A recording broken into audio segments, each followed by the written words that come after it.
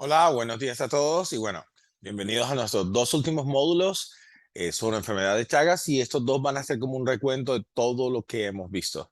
Así que el primero es una recapitulación de los módulos previos y lo llamé enfermedad de Chagas en 15 minutos. Y bueno, 15 minutos tenemos para definir qué es la enfermedad de Chagas. Sabemos que hace 100 años Carlos Chagas la descubrió, un poquito más de 100 años, todo el ciclo, la transmisión, el vector, cuáles eran los síntomas y el compromiso cardíaco y gastrointestinal. Pero momias de hace 7000 años ya tenían vestigios de enfermedad de Trypanosoma cruzi en su sistema, así que es una enfermedad que ha convivido con nosotros miles de años, no solamente los últimos 100, donde hay en toda Latinoamérica, ¿no? En toda Latinoamérica, desde Machicalia a Puerto Williams al sur, toda Latinoamérica tiene enfermedad de Chagas, somos países endémicos, menos de pronto el Caribe, pero en general en toda Latinoamérica hay, aunque las prevalencias cambian. El país que más enfermedad o pacientes con enfermedad de Chagas tiene en el mundo es Brasil, pero por cantidad de población el país que más prevalencia por cada 100.000 habitantes tiene es Bolivia.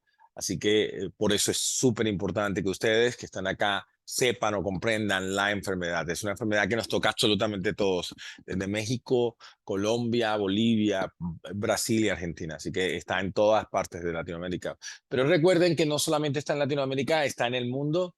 300.000 pacientes o 300.000 personas son portadores de enfermedad de Chagas en Estados Unidos, la mayoría migración, y también en Europa casi 80.000 personas, muchos sufriendo la parte final de la enfermedad, que es la cardiopatía, que es muy diferencial.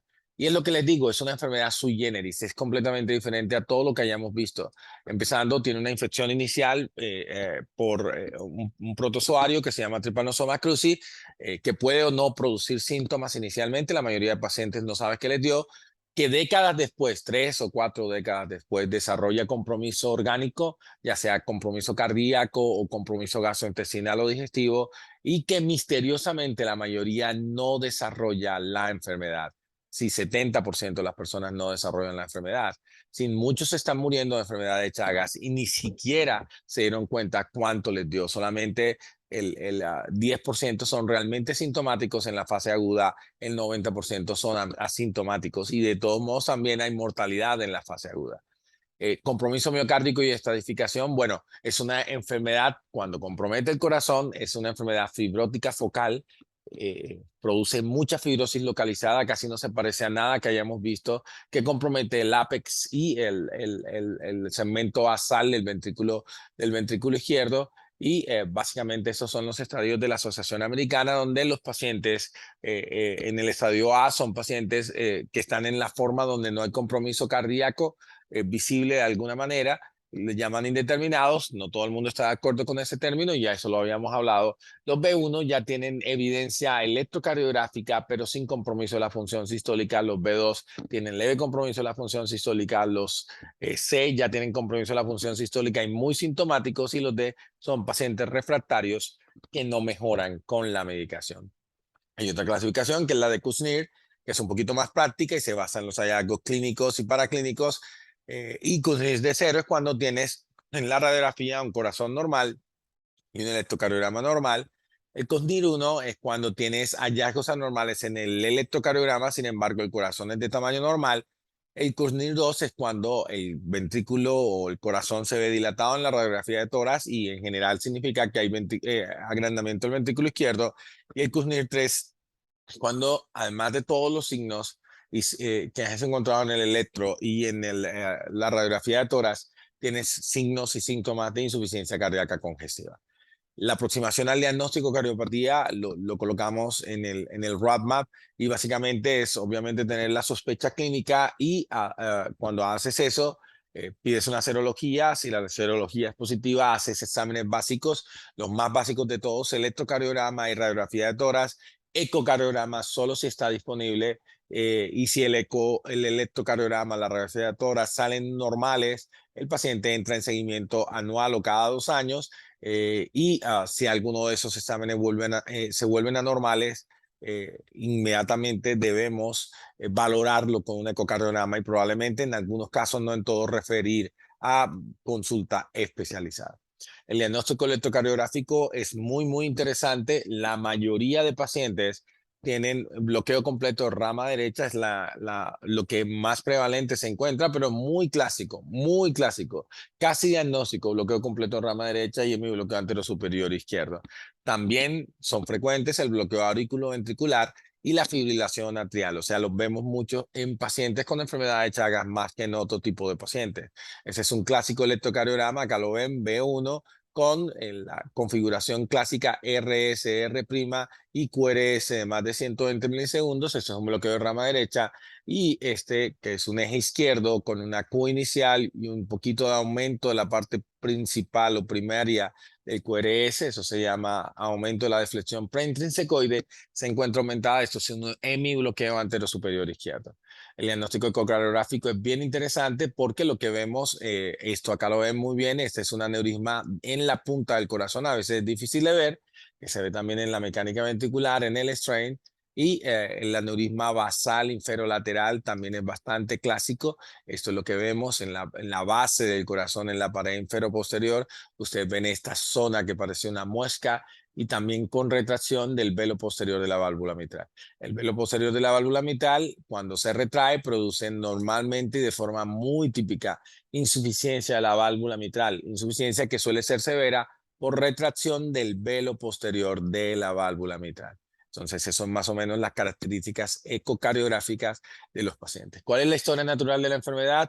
En general, la enfermedad es mucho más agresiva que otras formas de cardiomiopatía. Los pacientes con cardiomiopatía, enfermedad de Chagas, tienen una probabilidad de tener eventos de supervivencia, o sea, de morir mucho más rápido que otras cardiomiopatías por varias causas. Primero, por cómo se comporta la enfermedad, pero sobre todo, y también esto es bien importante porque no se hace un tratamiento tan juicioso por muchas de las condiciones de olvido que tiene la enfermedad y también de las condiciones socioeconómicas de los pacientes. En general, los pacientes con enfermedad de Chagas y compromiso de falla cardíaca tienen mayor posibilidad de morir que un isquémico, mayor posibilidad de morir que un paciente idiopático, mayor posibilidad de morir que un paciente hipertenso. Así que esas cosas pasan en pacientes con enfermedad de Chagas y hay que tenerlas en cuenta porque esto se puede modificar por lo menos de forma parcial. Ese es otro estudio bien interesante que muestra que los pacientes con enfermedad de Chagas son mucho más jóvenes, tienen mejor clase funcional inicial, pero a pesar de eso, tienen menos comorbilidades, menos hipertensos, menos eventos de infartos de miocardio, menos diabetes, y a pesar de eso, tienen mayor posibilidad de tener eventos y de morir por muerte por insuficiencia cardíaca, muerte súbita o trombos. Así que en general, a pesar de ser más jóvenes y con menos comorbilidad, se comporta peor. ¿Qué otras características muy clásicas? Alteraciones del ritmo, alteraciones miocárdicas como bloqueos auriculoventriculares y alteración de la conducción, aneurismas, que son el sello principal por esta fibrosis focal que les dije, y tromboembolismo cardíaco. Así que eso es lo que vemos. Arritmias. Las arritmias son mucho más frecuentes. Si ven pacientes con enfermedad de Chagas, que los que no tienen enfermedad de Chagas, como etiología de la falla, encuentran muchas más arritmias. Díganme la arritmia, tienen más. Estas sístoles ventriculares, los pacientes con Chagas tienen más. Fibrilación atrial, tienen más. Taquicardia ventricular, tienen más. Bloqueo completo, bradiarritmias, tienen más. Así que en general es una enfermedad muy arritmogénica y como les comenté alguna vez, el segmento basal, la base del ventrículo izquierdo, donde se originan las arritmias, eso lo llamo yo, eso no lo copien ni digan que está en los libros, se llama la zona de las tormentas para mí. La otra cuestión es el riesgo embólico. El riesgo embólico, a diferencia del segmento basal, se debe a la zona apical y es lo que llamamos la zona de la niebla, pero no es la única cosa que pasa. También sabemos que estos pacientes hacen coágulos ahí, por disminución del flujo, pero también sabemos que tienen alteraciones intrínsecas de la coagulación que pueden llevar a la formación mucho más frecuente de estos trombos. Así que en general la enfermedad de Chagas es una enfermedad que cursa con trombos de forma muy frecuente y en donde los pacientes hacen enfermedad tromboembólica frecuente más rápido que los demás pacientes. Y esto es, por ejemplo, un paciente con un trombo apical eh, que es muy clásico, pero que no tenía síntomas cuando hicimos el diagnóstico. En general, la enfermedad de Chagas es una enfermedad muy extendida en Latinoamérica, que tiene compromiso de múltiples órganos y que puede producir desafortunadamente la muerte si no actuamos a tiempo. Y identificarla rápido, hacer el diagnóstico etiológico, tratar como prevención para que no haya transmisión a otros pacientes e inclusive en algunos casos modificar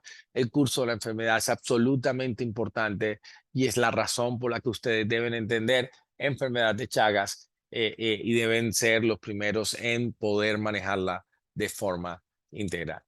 Muchas gracias y bueno, ahorita les comparto mi segundo módulo.